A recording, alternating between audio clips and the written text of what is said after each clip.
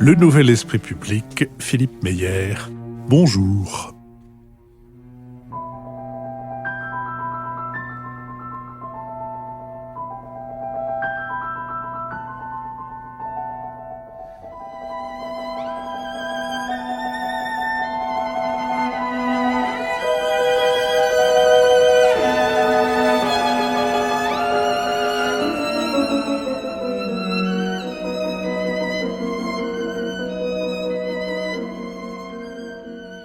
Bonjour, merci de nous avoir rejoints pour ce nouvel épisode du Nouvel Esprit Public. Je commence par vous donner quelques nouvelles de l'aspect matériel de notre existence, puisque nous avons lancé une campagne de financement participatif sur KissKissBankBank.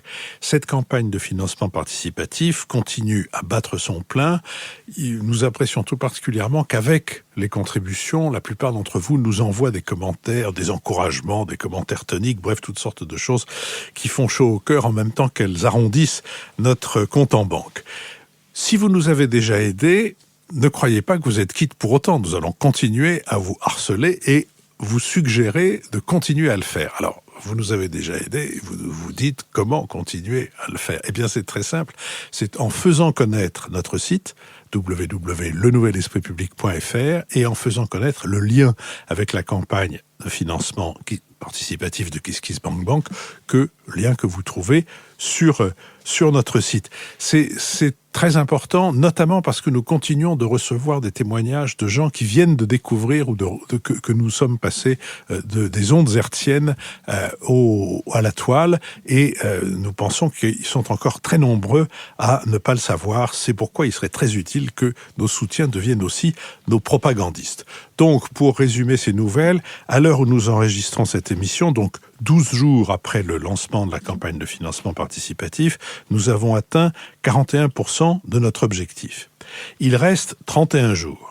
Et vous vous dites, 31 jours, alors j'ai bien le temps. Ne vous dites pas 31 jours, alors j'ai bien le temps. Car la procrastination conduit à l'oubli. Et dans 32 jours, vous allez vous frapper la poitrine en vous disant « Zut, j'ai oublié » et en vous traitant de nom d'oiseau. Donc, pour maintenir le rythme que nous avons depuis l'ouverture de cette campagne, il est essentiel que vous répondiez dès maintenant à votre appel si vous ne l'avez pas déjà fait et que vous le fassiez circuler. Souvenez-vous en tout cas que toute contribution compte et qu'il n'y a pas de petit soutien. Nous sommes indéfectiblement partenaires de l'hebdomadaire Le 1, dont le riche numéro de cette semaine se demande si la finance est encore notre ennemi. On peut y lire deux retours sur la crise de 2008, l'un signé de Daniel Cohen et l'autre de Sylvain Sipel, un contre-pied caustique de Guillaume Meurice et un beau texte de Paul Auster sur les objets abandonnés. Et nous allons maintenant essayer d'éclairer quelques éléments de l'actualité de la semaine écoulée. Nous le ferons avec François Bujon de l'Étang, ambassadeur de France, avec Nicole Niesotto, professeur titulaire de la chaire de l'Union européenne au Conservatoire national des arts et métiers, et avec Marc-Olivier Padis, directeur des études de la Fondation Terra Nova. Mais auparavant, nous aurons remercié ceux de nos auditeurs et celles de nos auditrices qui nous ont soutenus, qui nous soutiennent sur ce site de financement participatif KissKissBankBank. Et je commence en remerciant Alexis Brault, Jonas Canafani, Benoît Moritz, Noé Debré, Vincent Cadoret. François Bujon. Pour ma part, je voudrais dire nos remerciements à Henri Père, à Jacques Fansten, à Isabelle Caillé, Philippe Raffin et Antoine Leduc. Nicole Niesotto. Alors, je remercie Arnaud Bouteille, Dominique Pajot, Valérie Saury, Catherine Pigère et Laurent Brun. Marc-Olivier Padis. Tous mes remerciements vont à Éric Lajeunesse, Sophie Ferrini, Raymond Burga, Hervé Richard et Martin Beria. Passons maintenant au sujet de cette semaine et commençons par nous intéresser au budget de 2019 et par nous interroger sur sa cohérence. Il y a un peu plus d'un an et demi, le candidat Emmanuel Macron faisait de la réduction de la dépense publique l'un des axes de sa campagne, au point d'afficher un objectif volontariste de réduction de 3 points de PIB de cette dépense publique d'ici à 2022. Et pour autant, le premier budget adopté sous sa présidence a vu les dépenses publiques croître de 0,6%. Et il semblerait que le projet de loi de finances pour 2019, qui sera présenté au Conseil des ministres le 24 septembre prochain, mercredi, prévoit une nouvelle augmentation de 0,6% du budget général de l'État.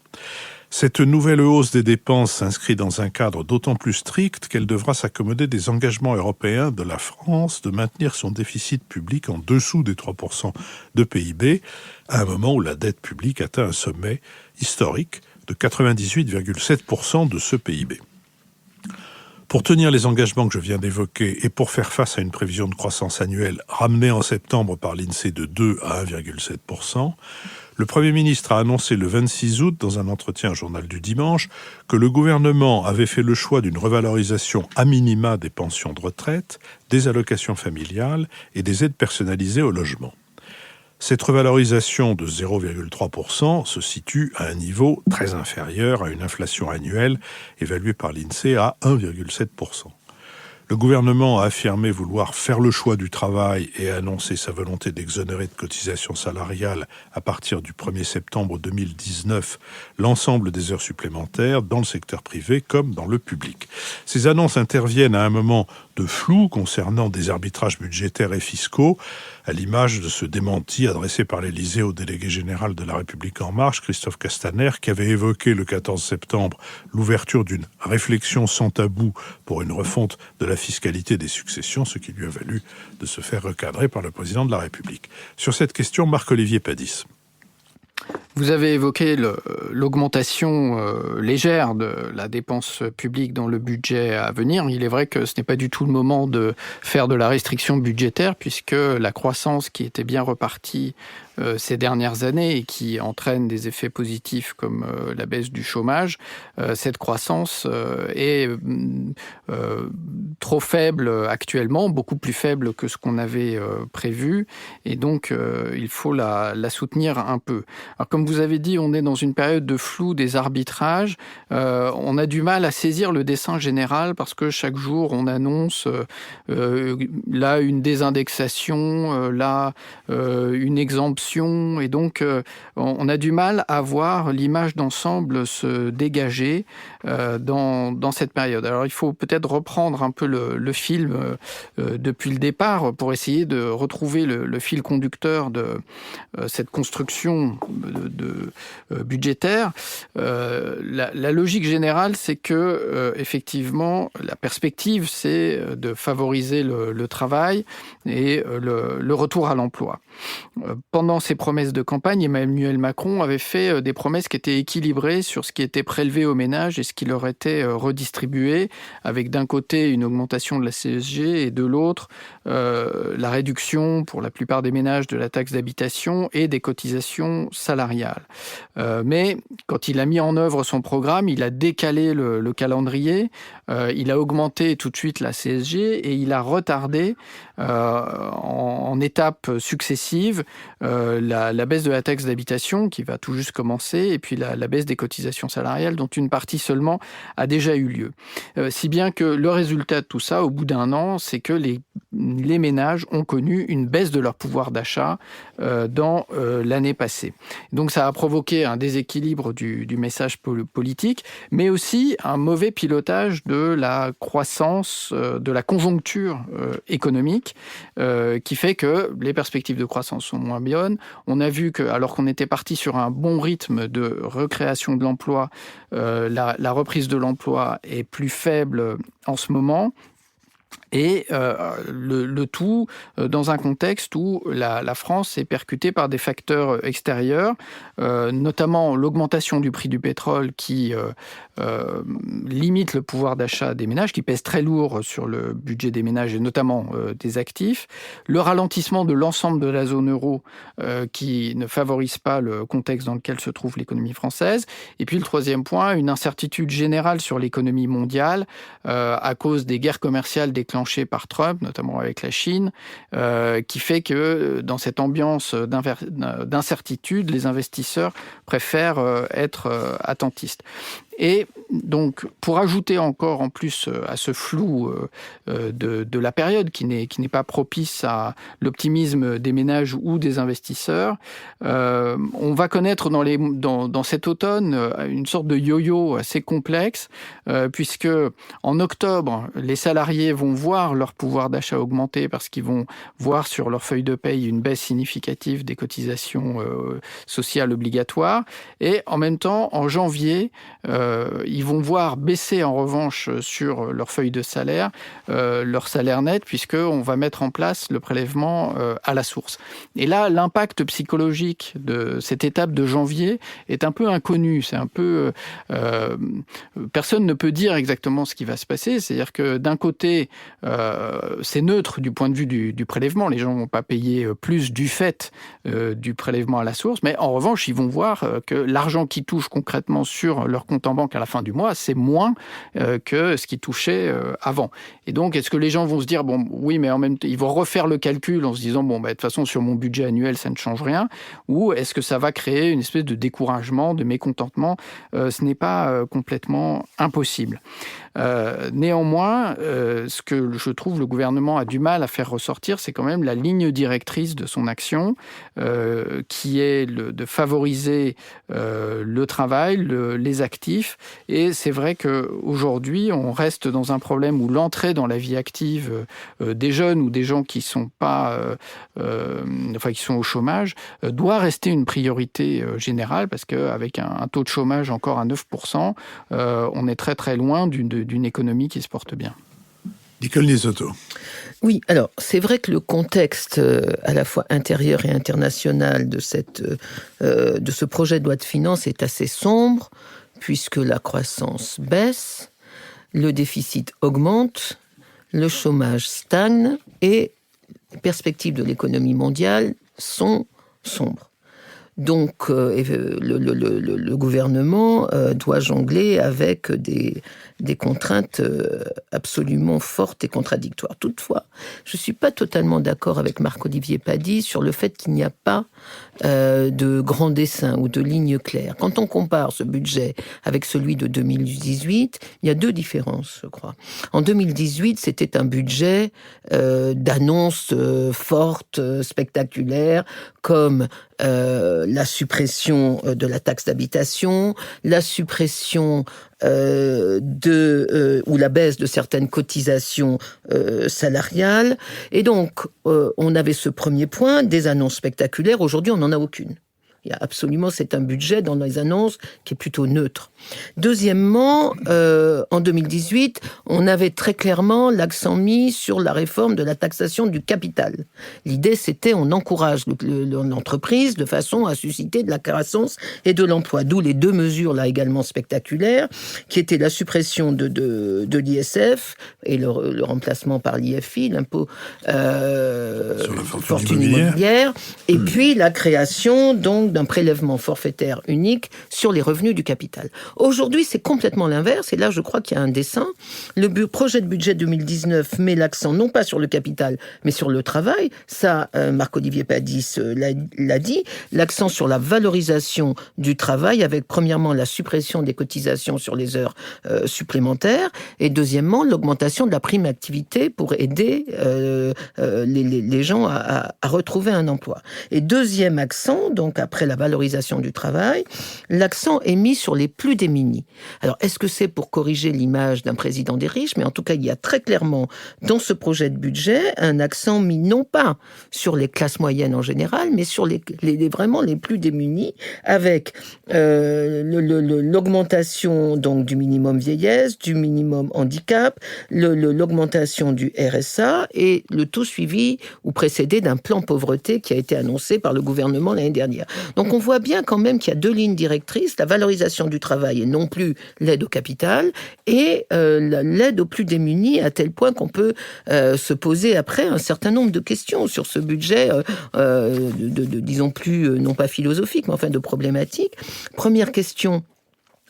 Que devient la notion de solidarité dans la République française? Est-ce que c'est une solidarité tous azimuts, c'est-à-dire une redistribution des surplus au bénéfice de l'ensemble de la population avec des politiques sociales indifférenciées? Ou est-ce que c'est une solidarité aujourd'hui beaucoup plus sélective, une solidarité vis-à-vis des pauvres? Et comme ça a l'air d'être le cas, parce que les personnes qui sont effectivement peu favorisées par ce budget, ce sont les classes moyennes, c'est-à-dire les retraités et toutes les personnes pour lesquelles l'indexation d'un certain nombre de réformes ne se fait plus sur l'inflation, mais se fait à un niveau moindre que l'inflation, c'est-à-dire 0,3%. Et donc ça, je trouve que c'est une évolution intéressante, une espèce d'état-providence des pauvres, et non plus un état-providence général.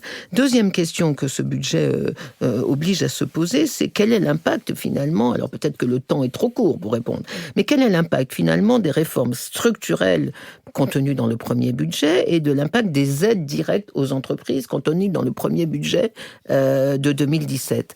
Alors, au bout d'un an, on ne peut pas peut-être faire un bilan, mais l'intuition que j'en ai, c'est que l'impact est à peu près nul en termes d'emploi et de croissance. Et donc, ça amène quand même à s'interroger sur une des philosophies de la Commission européenne, qui est de dire la croissance ne peut se retrouver qu'à partir de réformes structurelles. La France étant très en retard, il faut vraiment qu'elle réduise son déficit public. Et troisième question que cela pose, c'est pourquoi la France est-elle le pays le moins performant de l'Union européenne en termes de croissance et en termes de chômage? Il y a quand même là un mystère. Nous sommes une quatrième puissance économique de la planète. Or, la croissance du deuxième trimestre en France est la plus petite de l'ensemble de l'Union, 0,2% du PIB. Le nombre de chômeurs fait partie des plus forts taux de l'Union européenne. Le chômage est de 9,2% en France, 3,4% en Allemagne, 4% en Grande-Bretagne, 4% aux États-Unis. Et donc, on a quand même une spécificité française auquel je crois ce budget ne répond pas. Dernier point, si je peux, Philippe, le point majeur qui est la réduction de la dépense publique, puisque ça fait partie d'une part des objectifs obligés de la participation à l'Union européenne et la zone euro, et d'autre part parce que le candidat Macron en avait fait une de ses promesses. Alors, la réduction des dépenses publiques, elle était pratiquement nulle dans le précédent budget, puisque en termes de fonctionnaires, je crois, 1800 postes simplement de fonctionnaires avaient été supprimés. Aujourd'hui, on a l'impression quand même que le gouvernement va faire un effort avec trois volets. La suppression accélérée du nombre des fonctionnaires, il est question de 4500 fonctionnaires supprimés en 2019, 10 000 en 2020, oui, 10 000 en 2020, pour arriver à moins 50 000 en 2022 de fonctionnaires d'État. Mais le vrai sujet, c'est pas les fonctionnaires d'État, c'est les fonctionnaires territoriaux. Et là, on voit rien. Alors vous me direz, ça dépend pas de l'État, ça dépend des territoires, mais on ne voit rien venir, et c'est une catastrophe, parce que le nombre de fonctionnaires territoriaux n'arrête pas d'augmenter tous les ans. Ça, c'est la première chose. Donc, suppression accélérée du nombre des fonctionnaires. Deuxièmement, je l'ai déjà dit, mais je le remets dans ce paquet-là, réduction des dépenses sociales moyennes, c'est-à-dire celles qui s'adressent aux classes moyennes relativement aisées, donc des indexations, des allocations familiales, des cotisations des retraites et de l'aide au logement, qui vont être très désindexées par rapport à l'inflation. L'inflation est supérieure à 2% cette année en France. Or, ces cotisations, ces prestations n'augmenteront que de 0,3%, mais ça permettra peut-être de réduire un peu le déficit public, mais tout en révolutionnant quand même la notion d'État-providence. Et dernière chose, dernier point sur lequel l'État semble s'engager pour réduire ses déficits publics, qui est la réduction des budgets des ministères. Donc on a des chiffres parfois impressionnants, moins 10% pour le Quai d'Orsay, François Bujan de l'Étang, et avec simplement 2 ministères quand on en sera bientôt à moins 10% de zéro, ça sera assez facile à mesurer. Avec des ministères privilégiés qui sont la défense et l'éducation. Mais malgré tout, quand on fait le bilan de ces 3 points, les ministères, les fonctionnaires et les prestations sociales, on est quand même dans des mesurettes par rapport à l'ampleur du phénomène. François Bujon de l'Étang, justement. Oui, mais moi je suis d'accord avec ce jugement général. Je reviens sur un certain nombre des points qui ont été touchés par Marc-Olivier et par Nicole. Le premier, c'est l'impression générale de flou qu'a relevé Marc-Olivier. Je suis d'accord avec lui là-dessus. Ça tient au fait d'ailleurs qu'on ne connaît encore que les grandes lignes de ce que sera le budget. Dans le calendrier budgétaire, on n'en est qu'au début de la procédure. Le débat parlementaire n'est pas engagé. Le projet de loi de finances, à proprement parler, n'est pas encore connu. On n'en connaît que les grandes lignes telles qu'elles ont été présentées par le Premier ministre. Mais tout ça n'est pas encore terriblement clair. Et surtout, je suis d'accord sur le fait que c'est un budget dont il n'y a pas de véritable point saillant. En réalité, c'est vrai qu'il n'y a pas de nouvelles mesures annoncées.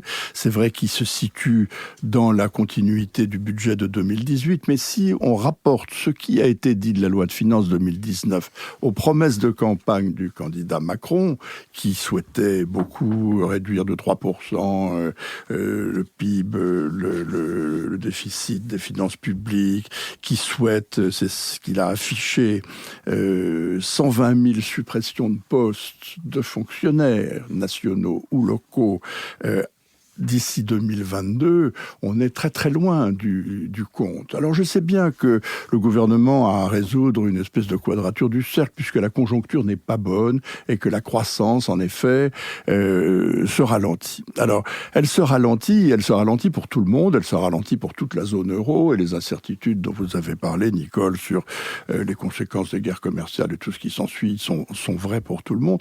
Mais c'est quand même, et là je reviens sur une chose que vous avez dite pour la souligner, car je suis tout à fait d'accord avec ça, c'est quand même la France qui a la plus mauvaise performance. Elle a la plus mauvaise performance des Européens. Si vous regardez la croissance au deuxième trimestre, plus 0,2 en France, alors qu'elle est de 0,4 au Royaume-Uni, de 0,5 en Allemagne, de 0,6 en Espagne, de 0,7 aux Pays-Bas, de 1% en Suède. Nous sommes quand même le dernier de la classe. Et nous sommes le dernier de la classe, alors que par ailleurs, quand on regarde les grands déséquilibres des finances publiques, on continue de voir que la France détient le record du monde des prélèvements obligatoires avec 45,3% du PIB, qu'elle est également beaucoup plus, elle est beaucoup plus endettée que la moyenne européenne avec 56,4% du PIB qui représente les dépenses publiques. Enfin bref, nous avons un tableau qui est loin d'être un tableau d'honneur et nous souffrons plus que les autres du ralentissement de la croissance. Alors, avec tout ça, le gouvernement doit en même temps s'efforcer de tenir à la fois les promesses de campagne du président de la République et les engagements pris vis-à-vis de Bruxelles. Nous sommes sortis à Bruxelles de la procédure pour déficit excessif. Nous étions retombés, semble-t-il, à un déficit qui était à 2,3% du PIB. On l'a réévalué à 2,6 pour l'instant, mais on va se rapprocher inexorablement des 3%. Comment réussir à faire un budget qui permettent de contenir le déficit en dessous de 3% du PIB, de réduire la dette, de réduire la pression fiscale, de réduire la dépense publique, tout en faisant face à des charges nouvelles. Parce que pendant ce temps-là, il y a des charges nouvelles. Vous avez parlé du plan pauvreté, c'en est une, on peut applaudir, mais il faut le financer. Et il va y avoir également 20 milliards d'euros pour la transformation de ce qu'on appelle le CICE, le crédit d'impôt sur les charges salariales, en baisse de cotisations sociales. Il faut financer tout cela. Donc, c'est extrêmement difficile. Et les mesures qui ont été envisagées ou qui ont été annoncées ne me paraissent pas être à la mesure de ce défi. Alors, on y retrouve, vous avez parlé, je n'y reviens pas, de la désindexation des pensions, des allocations familiales, de l'aide personnalité au logement qui augmenteront moins vite que l'inflation. On a parlé de quelques suppressions d'emplois publics, mais enfin, c'est infinitésimal. Comme M. Blanquer annonce 1800 suppressions de postes dans l'éducation nationale. C'est littéralement infinitésimal par rapport à ce qui a été annoncé et à ce qu'il faudrait faire. On ne parle toujours pas, finalement, de couper sérieusement dans les dépenses publiques. On ne parle toujours pas de la réforme de la fonction publique, de la réforme de l'État. Tous ces sujets sont en quelque sorte renvoyés à l'année prochaine, alors que le quinquennat est déjà bien entamé, puisque c'est le deuxième budget du quinquennat. On retrouve dans tout ça un certain biais, d'ailleurs, certaines caractéristiques de la Macronie ou du macronisme, je ne sais pas comment il faut dire.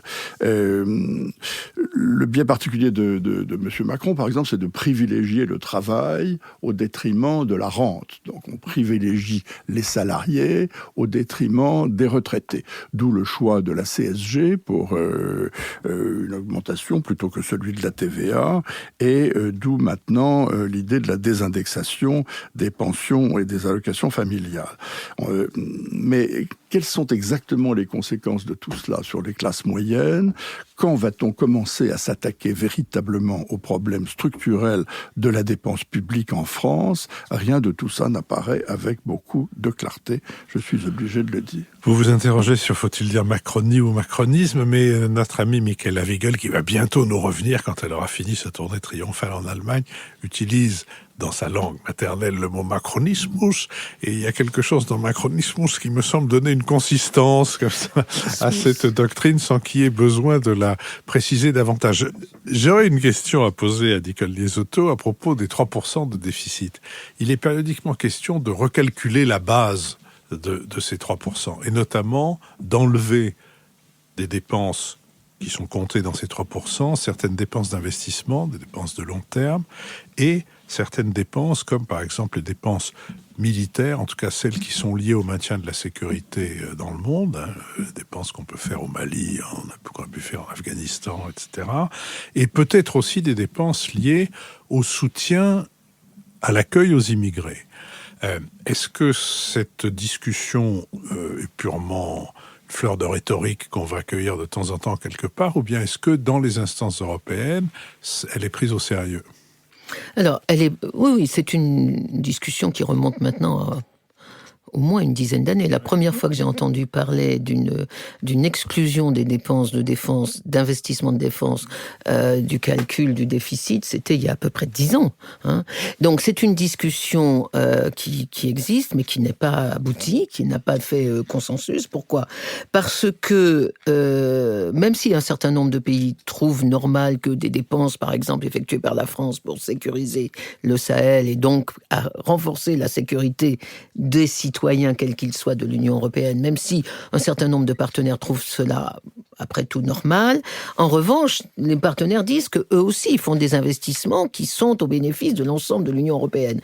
Par exemple, pour les pays nordiques, les investissements en matière d'aide au développement, puisqu'ils sont champions et qu'ils remplissent les postulats de 0,7%, mais surtout les pays du Sud. L'Italie, par exemple, nous dit « mais moi, ce que j'ai dépensé pour l'accueil des réfugiés, c'est éminemment en faveur.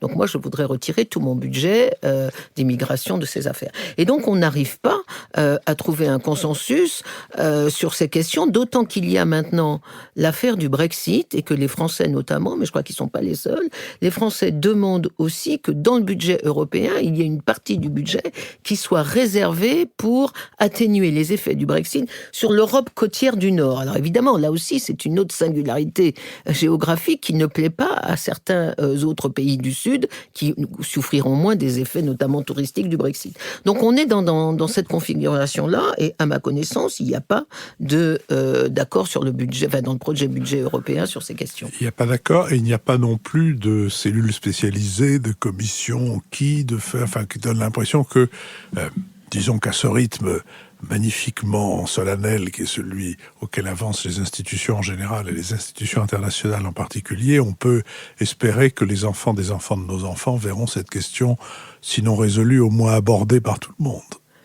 Écoutez, je ne crois pas. Alors, simplement, ce sur les questions de défense, il y a, comme vous le savez, le projet de la Commission européenne, avalisé par les chefs d'État et de gouvernement, de créer un fonds européen de défense qui serait doté, à partir donc de 2021, le nouveau budget, de 13 milliards d'euros. Donc 13 milliards d'euros, c'est absolument énorme. Et dans les réflexions de la Commission, il y a aussi deux idées. C'est l'idée de supprimer la TVA sur les investissements en matière de défense, et peut-être, effectivement, de reprendre cette idée des investissements collectifs et de voir ce qu'on peut faire sur le budget. Mais ce sont 2 ou 3 fonctionnaires de la Commission, et en plus, je permets de le dire parce que la Commission se targue de sauver l'Europe de la défense et de la relancer de façon spectaculaire. Mais enfin, il y a quand même un bémol, il faut que le prochain Parlement européen, celui qu'on va élire en mai, vote ce budget.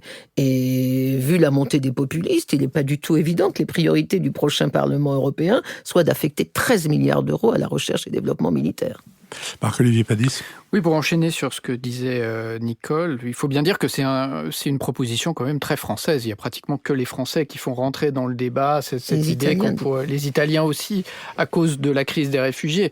Mais on voit bien, c'est ce que disait Nicole, c'est que c'est ouvrir un champ de chantage et de négociation absolument inextricable, où chacun viendrait dire « Ah oui, mais moi je veux retirer ça ». Et donc tout le monde dit bon, on prend un chiffre, il vaut ce qu'il vaut, c'est pas une religion non plus, mais enfin c'est 3%. C'est comme ça pour tout le monde. Et il faut dire aussi qu'il n'y a que la France qui a du mal à rentrer dans l'épure de ces 3%. Tous les autres pays sont dedans.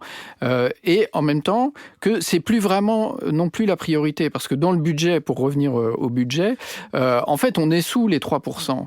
Et le gouvernement voulait être à 2,6 ou 2,4. 2,3. On a été à 2,3. Mais on n'a pas besoin d'être à 2,3. Il suffit d'être en dessous de 3% de déficit. On peut très bien être à 2,8. C'est pas un drame. Donc ça, il n'y a pas tellement de questions. Et c'est pour ça que moi je dirais la baisse de la dépense publique pour, disons, faire vivre la controverse entre nous, c'est pas la priorité en 2019. Qu'on retire que 1800 postes dans l'éducation nationale, c'est heureux parce qu'il faut surtout pas retirer des postes dans l'éducation nationale. C'est absolument pas une priorité.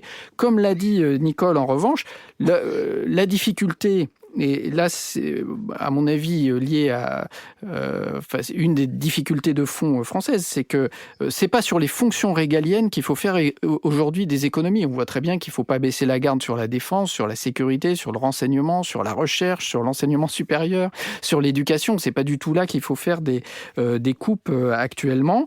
En revanche, c'est la fonction publique territoriale notre problème, parce que ça, c'est pas l'État qui décide. Et donc, l'outil qu'utilise l'État, c'est la dotation globale de fonctionnement qu'il donne aux collectivités locales. Et ça, il la baisse chaque année pour essayer d'influer sur cette inflation. Parce que sur la longue durée, ça fait des années et des années que la fonction publique d'État ne bouge plus en nombre de fonctionnaires et même recule un peu. Alors que c'est la fonction publique territoriale qui a augmenté, mais même plus que ce que les transferts de compétences de l'État vers le local pouvaient justifier. Donc, et ça, c'est un grand point, c'est que par rapport aux autres pays européens, on n'a pas un système institutionnel parfaitement ajusté entre le local, le régional et le national.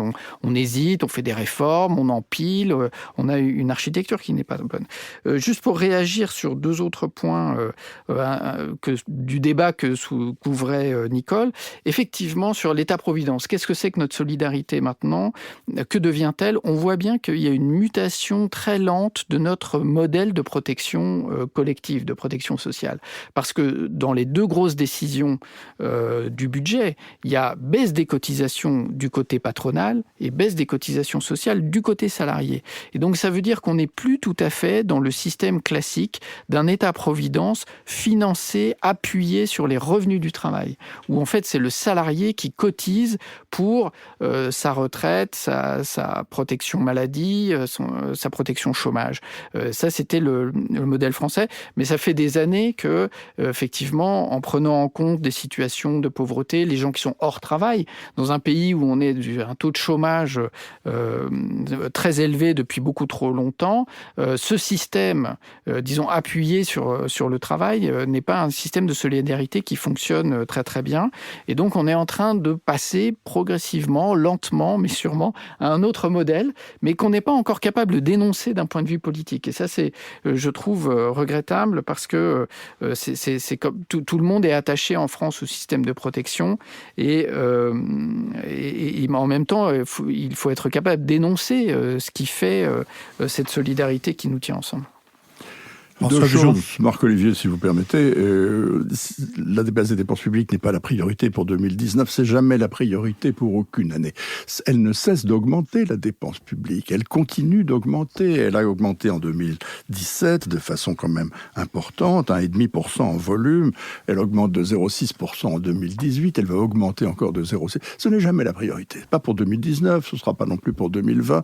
On continue, comme diraient si bien les Américains, à kick the can down the road. On donne un coup de pied dans la boîte là pour qu'elle aille un peu plus loin. Mais bon, premier point. Le deuxième, c'est que la carte d'ensemble, si vous voulez, n'est pas très lisible quand même. Ce que vous dites sur la protection sociale, sur la façon dont elle se transforme est intéressant, mais où va-t-on? Vers quoi se dirige-t-on? Qui va énoncer ce que nous cherchons à faire?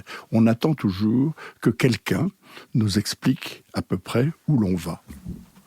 Je vous remercie. Je vous propose que nous restions dans la question européenne en nous intéressant au vote le mi-septembre du Parlement européen qui, en session plénière à Strasbourg, s'est prononcé en faveur du déclenchement contre la Hongrie de la procédure prévue à l'article 7 du traité de l'Union européenne, article qui condamne toute violation grave des valeurs fondamentales de l'Union. Ce vote de défiance des eurodéputés à l'encontre du gouvernement de Viktor Orban constitue l'épilogue d'une suite d'oppositions de plus en plus vives entre les institutions communautaires et le leader hongrois depuis son retour au pouvoir en 2010. Ces oppositions portent notamment sur les différentes réformes qui ont remis en cause aussi bien l'indépendance de la justice que la liberté des médias ou celle des professeurs d'université.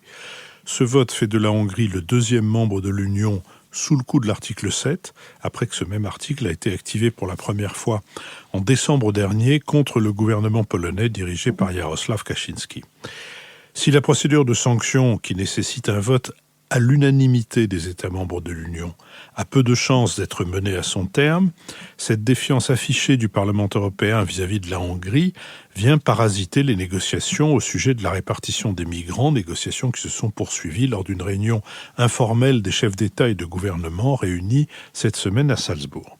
Enfin, à moins d'un an des prochaines élections européennes, ce vote pose la question de la recomposition politique de la scène européenne et notamment de celle du PPE, le principal parti de centre-droit européen, le Parti populaire européen, qui a vu une majorité de ses eurodéputés voter en faveur de la condamnation du gouvernement Orban, alors qu'il siège dans le même groupe qu'eux au Parlement européen. Le congrès du Parti populaire européen prévu en novembre à Helsinki devra donc affronter ces divergences quant au sort à réserver au Fidesz, le parti de Orban, qui a remporté les 2 élections générales organisées en Hongrie depuis 2010. Sur cette question, Nicole Niesotto. Alors, je vais commencer par le vote du Parlement européen. Toute la presse a parlé d'un vote historique. Moi, je me permettrai d'apporter quelques nuances. Ce qui est historique dans cette affaire, me semble-t-il, c'est le retard du Parlement européen à condamner ce qui se passe en Hongrie et en Pologne et dans d'autres pays. Ce qui est historique, c'est la pusillanimité des parlementaires et en particulier du PPE. Deuxièmement, est-ce que ce qui est historique, c'est l'attitude du PPE qui condamne un de ses membres. Alors, là aussi, toute la presse a parlé du courage des parlementaires de ce parti. Moi, je crois qu'il faut, là aussi, raison garder. Je crois que le vote se divise en 3 clans. Il y a ceux qui ont une inquiétude sincère devant les manquements à l'état de droit commis par M. Orban. Il y a ceux qui ont un cynisme sincère devant la dégradation de l'image du PPE à la perspective des élections et qui savent que de toute façon, il ne se passera rien. Puisque, comme vous l'avez dit, Philippe, il faut l'unanimité des chefs d'État pour avoir une procédure d'exclusion et que la Pologne, de toute façon, mettra son veto.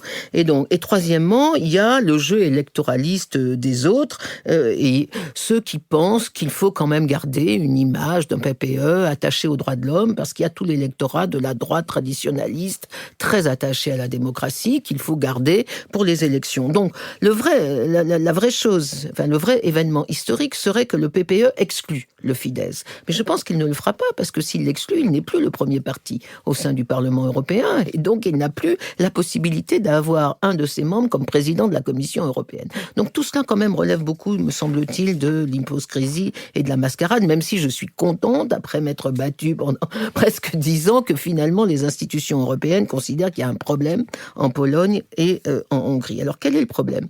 C'est le problème de ce qu'on appelle les démocraties illibérales, Pologne, Hongrie, Slovaquie, Croatie, et maintenant non seulement en Europe centrale et orientale, mais Italie, Autriche, etc. D'abord, un mot de vocabulaire. Moi, je suis absolument contre ce terme de démocratie illibérale qui laisse à penser qu'il y a des démocraties libérales et des démocraties illibérales, que tout ça, c'est pas grave, que ce sont toujours des démocraties. Eh bien non. Moi, je crois qu'il faut arrêter d'appeler ces régimes des démocraties. Ce sont des régimes autoritaires, en particulier en Hongrie et en Pologne. Alors, Nicolas Bavrel avait utilisé le terme de démocrature. Je trouve que c'est beaucoup plus exact, ce mélange entre démocratie et dictature.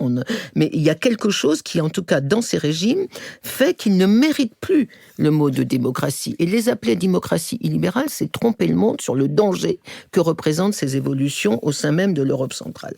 Alors, le substrat de ces régimes autoritaires, vous en avez parlé, Philippe, c'est premièrement un libéralisme économique tout à fait traditionnel, allié à un populisme autoritaire et un nationalisme xénophobe. Ça, ce sont les trois caractéristiques de ces pays qu'on retrouve un peu partout en Europe centrale et en Europe de l'Ouest. Mais le véritable accélérateur de ces tendances populistes, autoritaires et xénophobes, c'est évidemment la crise des réfugiés de 2015. Je pense qu'il n'y aurait pas eu les événements de 2015, il n'y aurait pas le succès qu'ont aujourd'hui messieurs Orban, Salvini et autres. Et c'est l'immigration qui cristallise les crispations identitaires aujourd'hui en Europe, même dans les pays où il n'y a pas de réfugiés, comme en Hongrie, où il n'y en a pas, mais il y a une espèce de crispation identitaire dans la plupart de ces pays. Et là, la difficulté pour les dirigeants européens, c'est qu'il y a une confusion entre la lutte en faveur de l'état de droit, qui est relativement facile,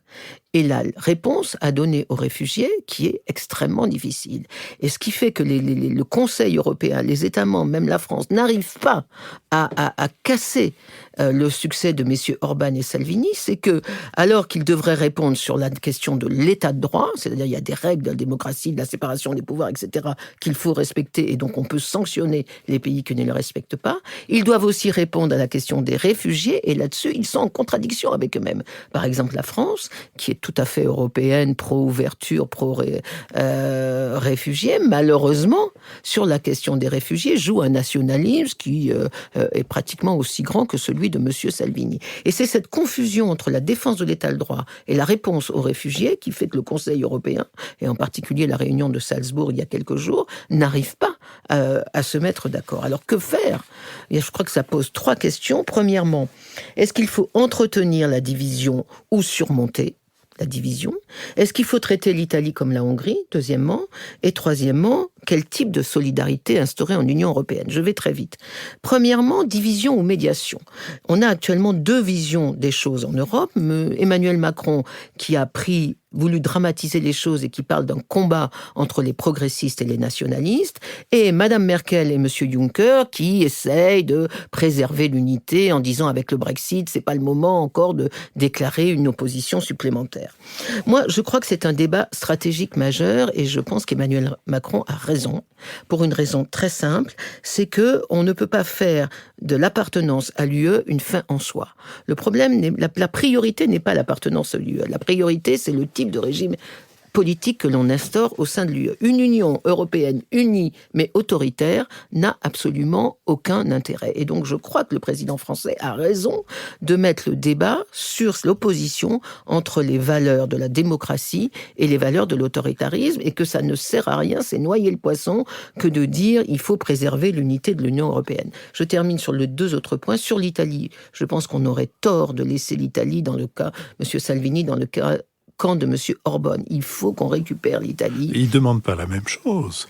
Savini fait du chantage en disant tant qu'on ne s'est pas mis d'accord sur la répartition, moi je ne veux pas voir un migrant sur le sol. Mais il ne dit pas comme Orban, je ne veux voir jamais aucun migrant. Oui, mais du coup, il est considéré comme étant dans le même camp. Alors oui, mais c'est une la erreur. contradiction. C'est une grande erreur psychologique et tactique. Je pense qu'on peut le récupérer. Salvini est paradoxalement pour une solution européenne, alors qu'il est un des plus grands dirigeants nationalistes d'Europe. Et donc je pense que la France, en particulier, mais d'autres, on devrait faire un effort pour casser le journalisme clan des réseaux Orban-Salvini. sociaux fait que Salvini, au lieu d'être analysé, au lieu que sa position soit analysée, sous prétexte qu'il est extrêmement antipathique, extrêmement agressif et extrêmement vulgaire, est rejeté dans le camp de Orban, qui sont deux personnages antipathiques, mais il ne s'agit pas de les épouser, il s'agit de réfléchir comment on fait de la politique avec eux. Et je trouve que là, pour le coup, la France a tort de mettre Salvini dans le camp de Orban. Et dernier point sur la solidarité, Orban avait réussi à imposer dans un texte du Conseil européen en décembre 2017 la notion de solidarité sélective, ce qui est quand même extraordinaire. C'était pas flexible ? Non, sélective. Pardon, flexible. Solidarité flexible, ce qui est quand même tout à fait extraordinaire. Je crois qu'il faut revenir à une notion de solidarité intransigeante. Inflexible. C'est-à-dire, ils ont 14 000... la Hongrie a 4% de son PIB par an des fonds structurels européens. Eh bien, si elle n'est pas solidaire politiquement, on arrêtera cette solidarité économique et on gèle les fonds structurels à la Hongrie. François Bujon de l'Étang. C'est un sujet difficile, ce sujet des démocraties libérales, ou le sujet Orban et le sujet polonais, si vous préférez, parce qu'on y mélange tout finalement. Et ce que vous avez dit de la dialectique Salvini-Orban le montre bien. On parle à la fois de l'attitude vis-à-vis de l'immigration, de l'attitude vis-à-vis d'une politique plus identitaire, du refus des réfugiés et de l'atteinte aux libertés publiques. Or, on peut avoir des politiques d'immigration qui sont désagréables, antipathiques, qui sont ce que vous voulez, sans avoir pour autant porté atteinte au credo complet de l'Union européenne. Le problème, c'est vraiment celui de l'atteinte aux libertés publiques. Et c'est pour ça que Salvini n'en est pas encore au stade de M. Orban, n'est-ce pas ? Ou des Polonais. Quand les Polonais ou les Hongrois commencent à toucher au système judiciaire, à la nomination des juges, n'est-ce pas ? Et d'une façon générale, à ce que nous considérons en Europe, jusqu'à preuve du contraire, comme les principes de base de l'Union européenne, c'est une menace sur les libertés publiques qui justifie finalement le recours à l'article 7. Juncker l'a dit de la façon la plus claire, il a eu une phrase dans le débat pour dire l'article 7 doit s'appliquer là où l'état de droit est en danger. Bon, ça c'est une chose.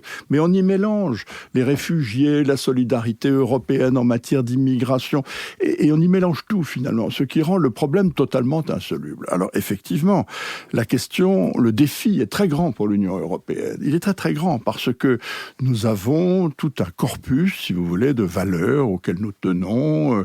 Ce sont les grands principes de Luxembourg, c'est ceux que nous avons opposés aux Turcs, par exemple, au début de la négociation avec la Turquie. Dès lors que les libertés publiques sont menacées, que le système judiciaire est menacé, que la liberté de la presse est menacée, on est en infraction complète avec ce qui fait l'essence, l'ADN de l'Union européenne. Alors, ne pas diviser l'Europe, je veux bien, c'est à M. Orban qu'il faut dire cela, ou à M. Kaczynski, effectivement. On ne va pas les exclure, d'ailleurs. Et vous l'avez dit au passage, mais l'article 7, vraiment, c'est un sabre en bois, parce que rien ne va se passer. En réalité, il n'y aura pas effectivement d'unanimité au Conseil européen. Il n'y aura pas de sanctions votées contre la Hongrie ou contre la Pologne. Tout ça reste complètement virtuel. On est dans un théâtre d'ombre.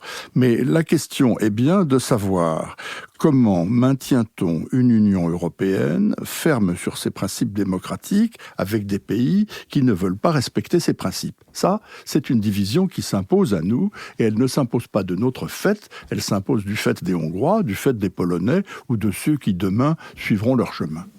Marc-Olivier Badis. Je suis moins sévère que vous sur l'idée que rien ne se passera au Conseil européen, parce que, comme vous l'avez dit, il faut l'unanimité, mais pour retirer à la Hongrie son droit de vote dans le Conseil. Oui. Mais il y a une étape intermédiaire qui consiste à entamer un dialogue structuré avec la Hongrie, et ça, il faut 4/5 des voix au Conseil européen, et c'est pas impossible de l'avoir. Mais donc, la bonne décision du Parlement, c'est que maintenant, on voit qui a la responsabilité, c'est au Conseil européen, et là, c'est dans les tête-à-tête entre chefs d'État qu'il faut qu'ils disent leur fait à Orban. Et ça, c'est pas complètement impossible.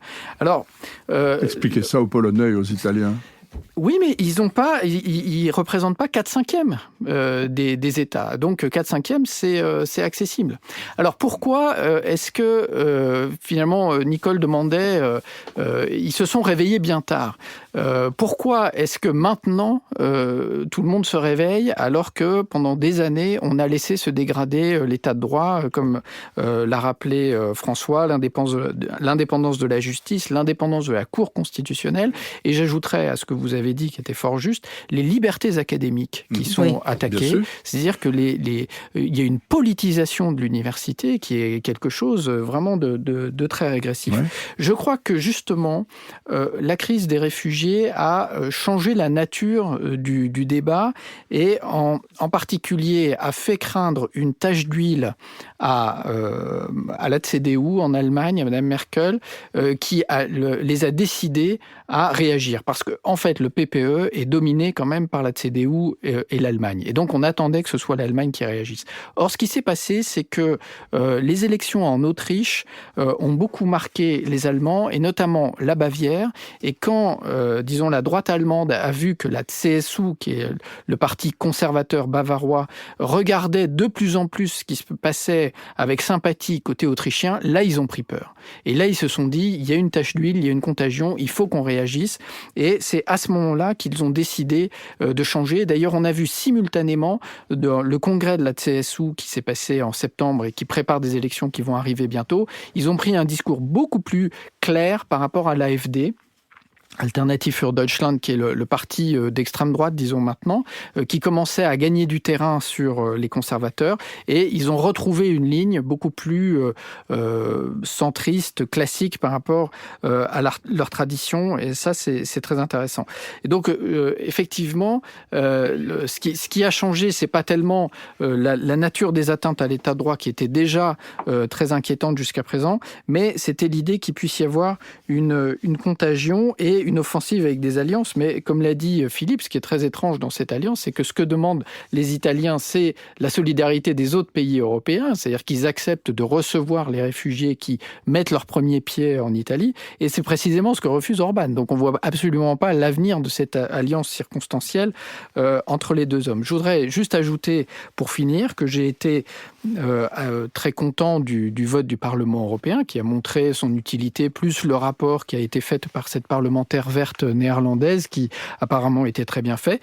Mais j'ai été extrêmement surpris de l'attitude des députés français membres du PPE, c'est-à-dire du Parti républicain, qui n'ont pas voté comme le souhaitaient les responsables du Parti populaire européen, qui n'ont pas, pour la moitié d'entre eux, voté la sanction, et que Laurent Wauquiez, effectivement, avait donné comme indication à ses troupes de ne pas voter la sanction, donc Laurent Wauquiez défend Orban. Alors ça, c'est un peu étonnant.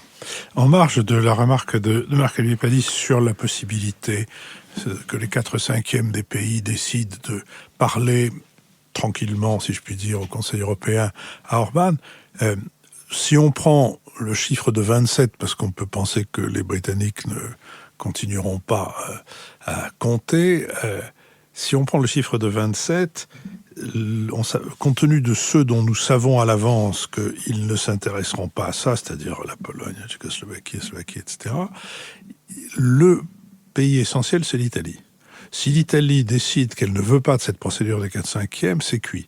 Si elle décide qu'elle en veut, ça marche. Ce qui renforce évidemment tout ce que nous avons dit sur la nécessité, si peu sympathique qu'il soit, de sortir le gouvernement italien et son ministre de l'Intérieur, M. Salvini, de l'impasse dans laquelle un certain nombre de commentaires le mettent. Nous sommes arrivés à notre dernière séquence, la séquence des brèves, mais vous reviendrez, Nicole, n'ayez pas peur. J'espère que nos auditeurs ont entendu le soupir de désespoir profond que Nicole Nisotto a poussé à l'idée que le scrutin était clos, si j'ose dire. Je voudrais ouvrir ces brèves en me demandant s'il y a à la tête de cette chaîne publique de télévision qui s'appelle la 5, s'il y a quelqu'un qui a une idée de la différence entre l'émission d'une chaîne publique et l'émission d'une chaîne dont le but unique est d'accumuler des profits pour ses actionnaires. Parce que il y a quelque temps, Bertrand Tavernier a sorti au cinéma un voyage à travers le cinéma français, un film qui dure 3h10, dont tout le monde disait « Mon Dieu, 3h10, ça n'a aucune chance, ça ne va pas pouvoir marcher, etc. » Le film a eu un extrêmement grand succès d'estime, et plus que d'estime, d'enthousiasme, et un véritable succès commercial. Et Bertrand Tavernier, c'était prévu de longue date, a, dans la foulée, fait une série de documentaires d'une demi-heure sur le même principe de son voyage à travers le cinéma français qu'il a simplement sous-titré « Mes cinéastes de chevet ». Et ces séries, la première l'a été il y a quelques jours, un peu plus, il y a une dizaine de jours, sont diffusées par la 5.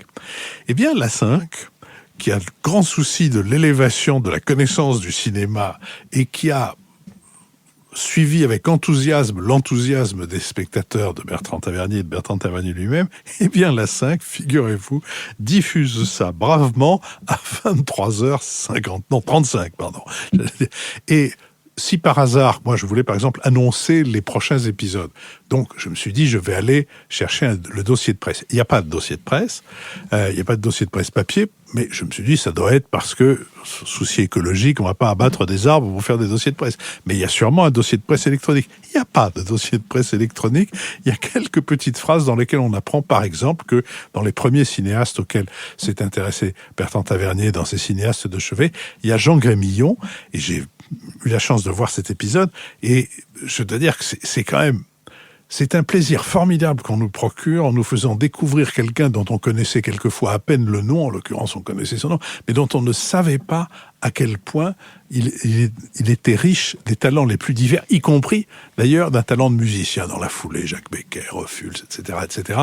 Enfin bref, donc à toutes les personnes qui, d'une manière tout à fait insensée, dorment à 23h35, je dis quand même qu'elles peuvent voir en ce qu'on appelle maintenant le replay, en rediffusion, qu'elles peuvent voir ces séquences des cinéastes de chevet de Bertrand Tavernier. François Bujon de l'Étang. Et je vais m'adonner à un de mes péchés mignons qui est de vous parler de jazz et de vous donner les moyens, mon cher Philippe, de passer la soirée jusqu'à 23h50 en écoutant de l'excellente musique. Car il y a eu un événement majeur quand même cet été, c'est qu'on a ressorti un enregistrement inédit de John Coltrane. John Coltrane est mort, comme tout le monde le sait, en 1967, à l'âge de 40 ans. C'est un des plus grands créateurs de l'histoire du jazz. Et on vient de retrouver miraculeusement, dans les affaires de sa première femme, Naïma, pour laquelle il avait écrit une magnifique ballade, des bandes magnétiques enregistrées par John Coltrane et son quartet en mars 1963, qui avaient été complètement oubliées, perdues par lui. Il ne savait plus où on les avait mises. On les a retrouvées. On vient de les publier sur la marque Impulse. Ce disque magnifique porte un titre qui s'appelle Both Directions at Once, que l'on doit traduire à l'Élysée, je pense, pas en même temps. C'est ça, oui. Me semble-t-il. The Lost Album, c'est un enregistrement magnifique dans lequel on entend non seulement John Coltrane au sommet de son pouvoir de création, mais son quartet, McCoy Tyner, Jimmy Garrison, Elvin Jones, particulièrement soudé, particulièrement en forme. C'est un disque magnifique et ça vous permettra d'attendre que la 5 diffuse enfin à l'heure que vous aurez choisi, que vous n'avez pas choisi, le film que vous avez de Bertrand Tavernier, qui a lui-même réalisé sur le jazz, à propos du jazz, ce magnifique film Around Midnight, autour de minuit. Nicole Nisotto. Alors moi, je voudrais recommander le dernier numéro de la revue Politique étrangère, qui est la revue trimestrielle de l'IFRI, l'Institut français de relations internationales, et qui est d'ailleurs la plus ancienne revue en France sur les questions internationales, puisque le premier numéro est sorti en 1936. Et ce numéro de l'automne 2018 porte sur un sujet difficile, mais absolument vital, qui est la sortie de guerre. Autant c'est relativement facile de prendre une décision d'intervention, autant c'est relativement faisable de gagner la séquence militaire d'un conflit, autant c'est très très difficile de sortir de la guerre en laissant une situation qui ne vous oblige pas à revenir 3 ans après. On a eu l'exemple en 2003 en Irak, et là on a une série de papiers. Alors le traité de Versailles comme étant notamment l'exemple même de ce qu'il ne faut pas faire, un papier sur l'Afrique subsaharienne également, sur l'éternel retour des conflits. C'est un numéro très riche. Il y a aussi, indépendamment de cela, un petit ensemble sur l'Iran après la sortie de Trump de l'accord nucléaire qui est vraiment très intéressant. Et puis plusieurs papiers, un sur l'Italie et un sur la géopolitique de l'intelligence artificielle, qui est à mon avis un sujet sur lequel il faudra également réfléchir. Marc-Olivier Padis. Nous avons déjà évoqué à ce micro le livre de Stephen Smith qui s'appelle « La ruée vers l'Europe » et notre ami Lionel Zinzou avait exprimé toutes les réserves que lui inspirait le livre. Et cette fois-ci, cette semaine, c'est le professeur au Collège de France chargé des questions de démographie, François Héran, qui a fait un démontage en règle de ce livre par 2 articles, en fait. Celui sur le site de l'INSEE, la note population et société, et puis sur le site de l'Avis des idées, comment se fabrique un oracle. C'est une très bonne démonstration du fait que la thèse, disons, la crainte agitée par Stephen Smith d'un envahissement, d'une ruée vers l'Europe des Africains ne tient pas la route. Et c'est une lecture que je vous recommande vivement, donc soit sur l'Avis des idées, soit sur le site de l'INSEE, soit les deux même. La référence de nos brèves se trouve évidemment sur notre site le nouvel esprit public en un seul mot.fr, site sur lequel vous trouvez le lien qui vous conduit à notre campagne de financement sur KissKissBankBank, à laquelle nous vous appelons très vivement à souscrire et à faire souscrire. Cette émission a été préparée avec Benoît Hurtel. Elle est enregistrée au studio L'Arrière-Boutique par Maxime Olivier et Thibaut Delage. Elle est produite par Nouvelles Écoutes et Julien Neuville. Et nous espérons donc vous retrouver la semaine prochaine pour un nouvel esprit public et aussi avoir de vos nouvelles à travers KissKissBankBank.